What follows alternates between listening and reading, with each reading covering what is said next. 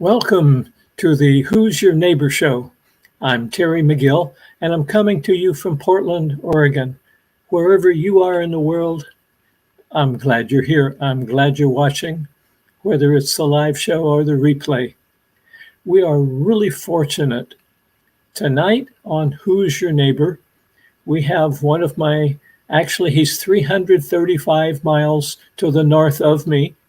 Our guest tonight is Dr. Peter Hudoba. In the past, he was the best neurosurgeon in Canada, and he's still consulting. At the same time, since around the year 2000, he's been first for 8 years the president and CEO of Sha Research Foundation. He is still the chief researcher. And with that, I don't want to tell any more until we bring Dr. Hudoba here where you can see him and hear him. Welcome, Dr. Peter. It is so good to have you on the show. Thank you. Glad to be here. So you've been directing or participating or leading the research for Sha Research Foundation. That's about 22 years now, isn't it? Yes, it is. The time flies too fast. So how many different research studies have you conducted? Probably somewhere about 16, 18. These years we had projects with different professionals. It has been a very busy and exciting time. About 16, 18 studies. And some of them are 2 and 3 years long? Yes, we just finished one which was 10 years long. Wow. Mm-hmm. Well, I happen to have with me a copy of Sha Medicine, the book that you published, I believe it was 2019. At least I have an autographed copy.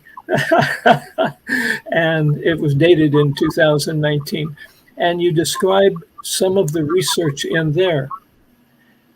And to me, it's so interesting that as a neurosurgeon, as a medical doctor, and yet you've always, I was rereading some of the book this today, and you were talking about learning physiology and some of the other medical terms that I can't recall, and you learn the insides of cells and how they interact, and then you, what's it called when you open the body up and look at the parts? But you always had a question, and so you started doing this research to learn what? What is it that is your chief desire? That's a wonderful question. When I was young, still a boy, I always wanted to be a doctor since I was very little child. And I was fascinated by reading books about doctors, the famous doctors in the history. And once I chanced upon Hippocrates. I was reading a story of Hippocrates, and he's considered the father of our conventional medicine. That's now traditional medicine in Europe and in Northern America, and conventional medicine as we know it, hospitals and everything. So he is a father of it. But I learned in that book, and then verifies through my readings through the years, that he was not just doctor, he was also a priest in the temple of the Asclepius, the god of medicine in ancient Greek and ancient Greece. And so he was doing surgeries, he was diagnosing, he actually classified illnesses in many ways that we even today are using. We are using his way, how he practiced medicine, we still do today. Until today is the same sequence of events. We take history, we do examination, we create the diagnosis, and we do a therapy, or what he used to do, therapia in Greece, Greek language.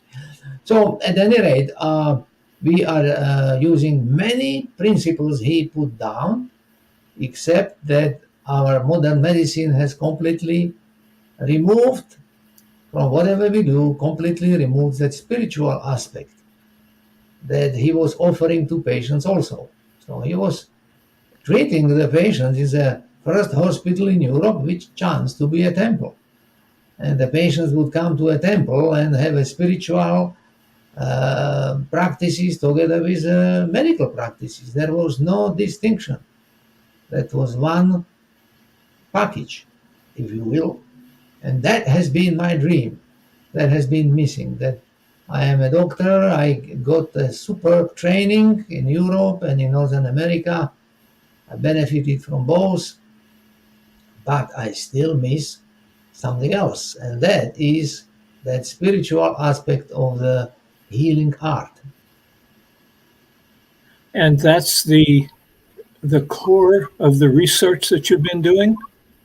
Yes, that's a core. I was extremely lucky that in my life as a professional, I met giants, literally giants in medicine, who trained me, gave me the knowledge. Wow, I was so lucky, so fortunate.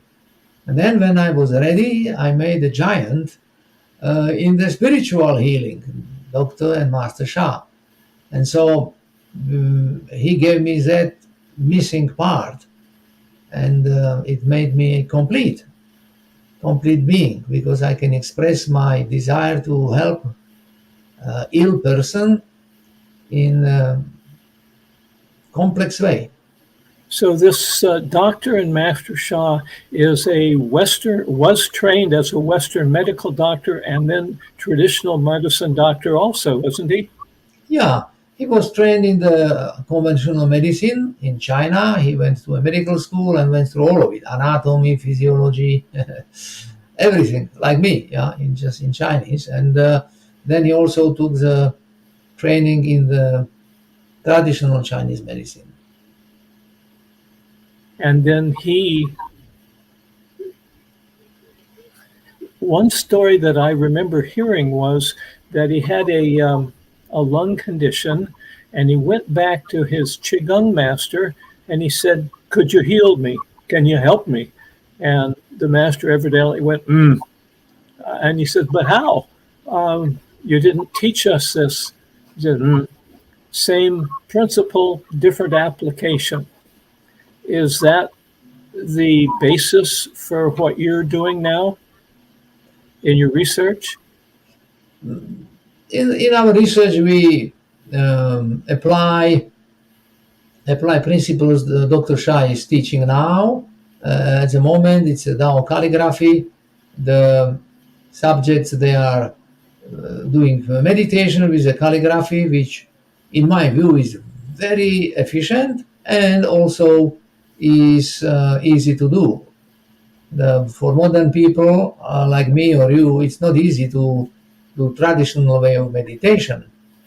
I spent some time in Zen Buddhist monastery in California.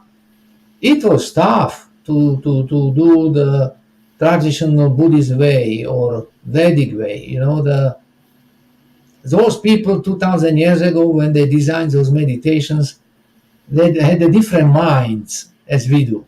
There were no cell phones, there was no Instagram, there was no pager, there were no news, TV, you know, like in America's 1,500 channels to choose from.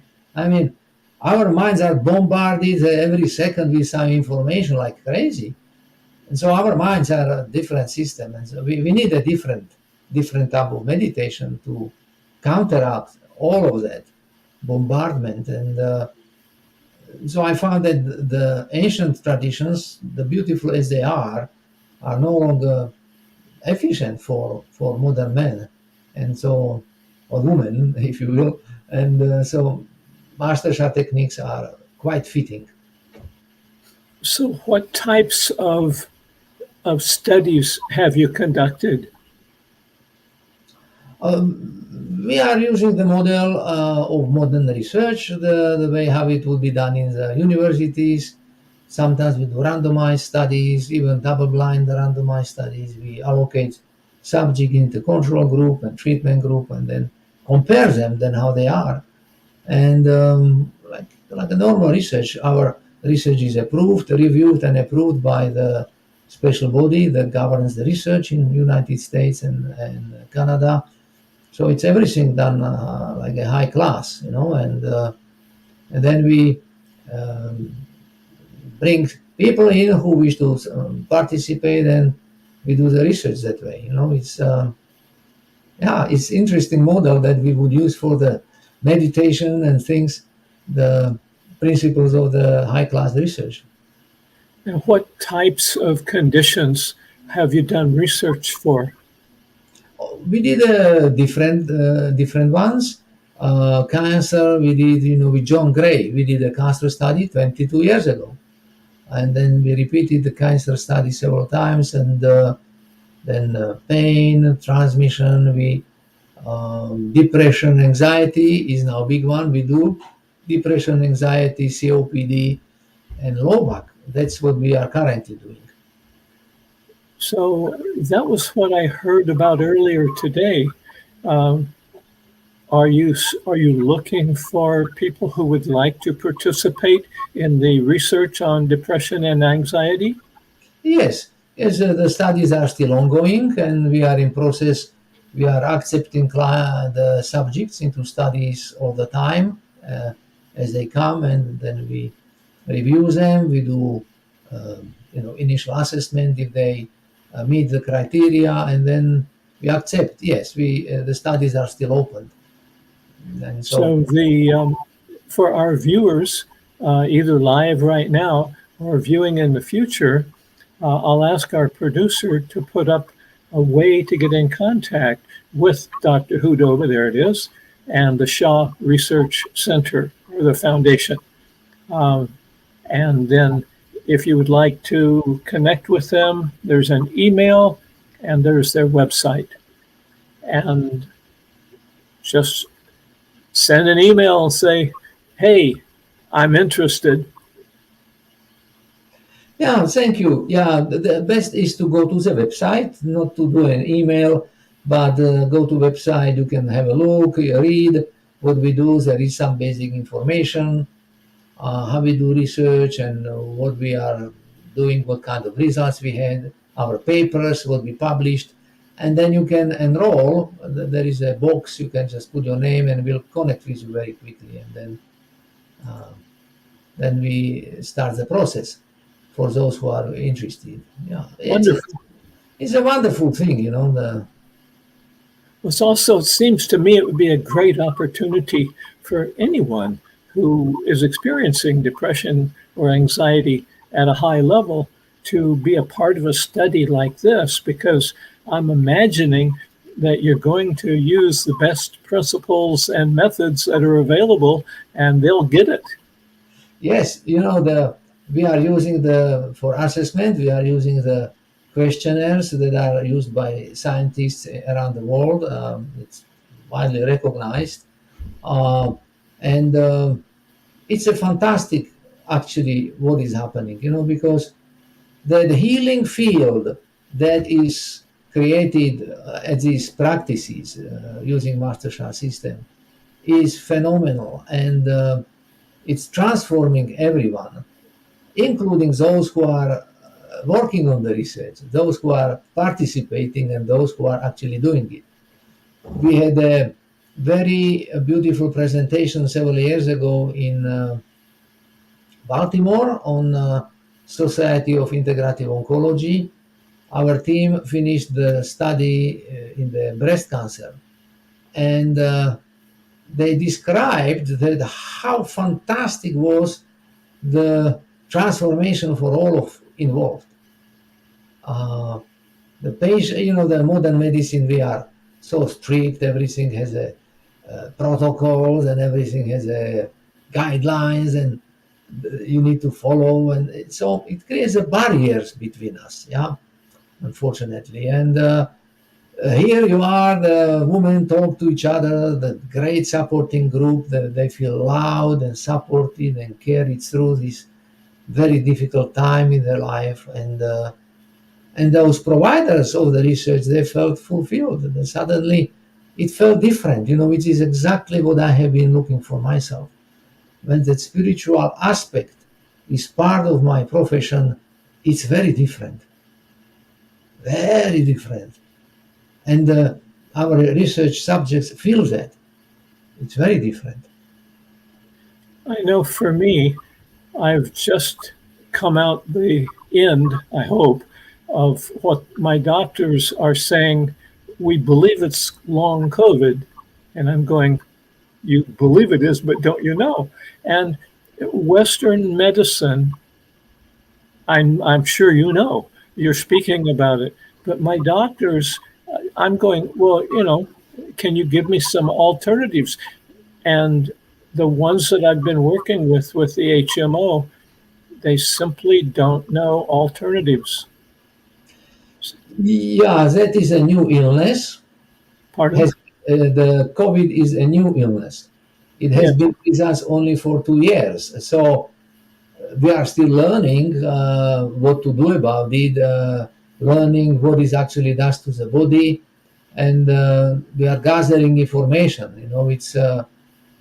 It takes time to learn the illness of that complexity and come up with all the answers. In 10, 15 years, we'll know much more than we know today, for sure. But it's been just with us very short time. So for the research project that you're currently working with, the depression and anxiety, how long might that go on? It will go for about 5 years. So we get people and they are with us for about 3 months, something like that, and then participation ends. So we are observing people for 3 months, but we will be consecutively accepting new people until we end in about 5 years. And will you be following up with the people that you've worked with? Actually, we can't. That's a principle of the research. When the research is over, we cannot engage anymore. That's a rule. The research has its own rules, as I said. I wish we could. But there is an opportunity they can do it by themselves, different way. Well, Dr. Peter, is there anything else that you would like to share with us? Well, it's been a very tough time for all of us. The last 2 years, 3 years were tough. We haven't experienced the pandemic of this proportion for 100 years. The Spanish flu in the 1918-19 could be something that is comparison. And our lives have been affected severely, one way or another. Many of us lost loved ones. Many of us lost jobs. We were affected by many things which we never expected that would happen in our lifetime. That's unfortunate part of it. But the good part of it is that it brought the best out of us also. And for example, the way how the vaccine happened.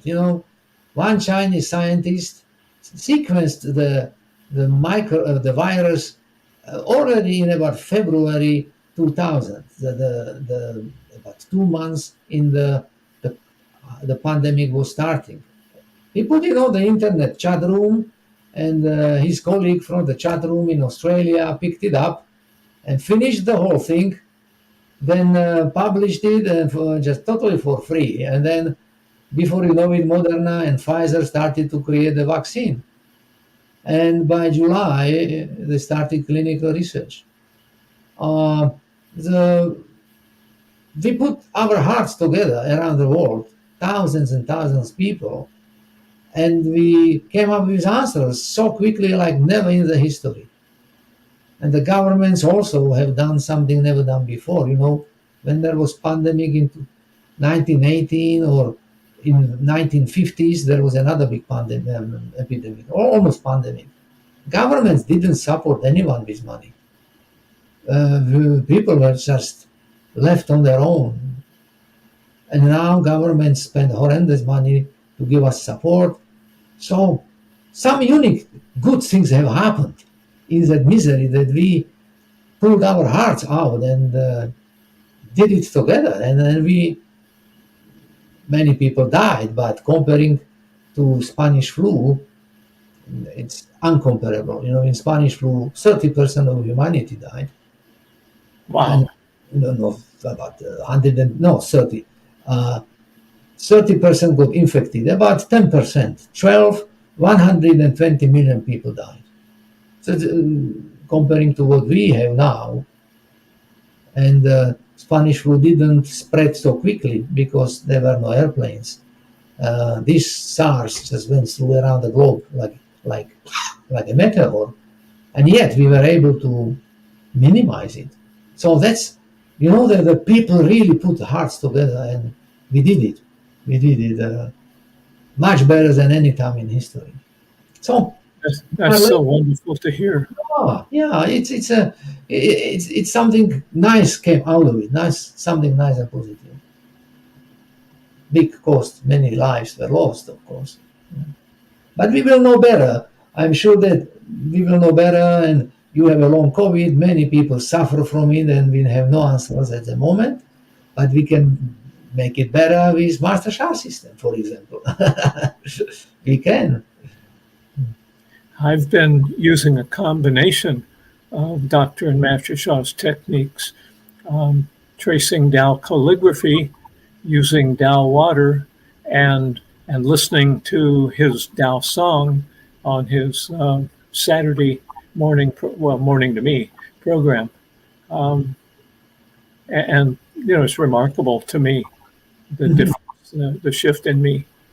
Yeah. Well, we are doing the research in the Tao water, so once we have the report, then I will be able to open my mouth and tell you. Now, as a scientist, I don't know. Well, that's good to hear. So all of our watchers and listeners in the future, stay tuned in. And in the meantime, I'm not a researcher. My experience with Tao water is just amazing. It changes how my body. What is it? For me, when I'm doing the meditation, when I drink it, there's a change in me. It's like my awareness field expands, and I get warmer.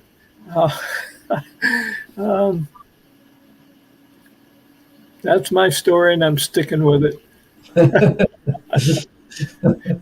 Well, Dr. Peter, I'm so appreciating you taking time from your day to join us tonight, and I know you have probably dozens of things to do. So I want to say, for all of our viewers, and certainly for myself, thank you so much for being with us. And perhaps we can have you back again when you get unzipped. Oh, there are many other things I can talk about. We had an amazing result with the research, so maybe next time. Wonderful. I'll look forward to it. So do I. Thank you so much. So we've had a rare opportunity to have a short conversation with one of the leading researchers around the world, in as far as my awareness, and with practices and techniques. I have been using some of these, especially since I contracted COVID, and you can hear my voice is still not back to normal, or maybe it's moving to a new normal. I don't know, but it's fascinating.